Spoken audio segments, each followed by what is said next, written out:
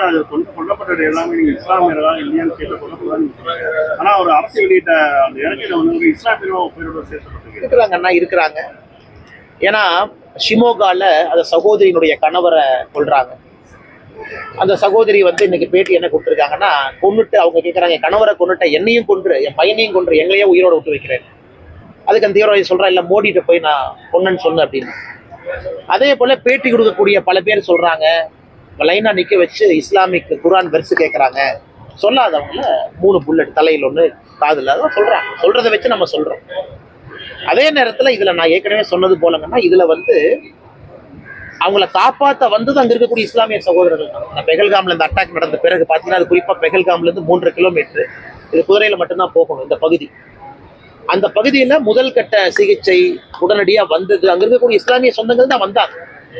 ஆனால் நாம் இதுல திரும்ப திரும்ப சொல்லுவது தீவிரவாதிகளுடைய மனநிலையை சொல்றோம்.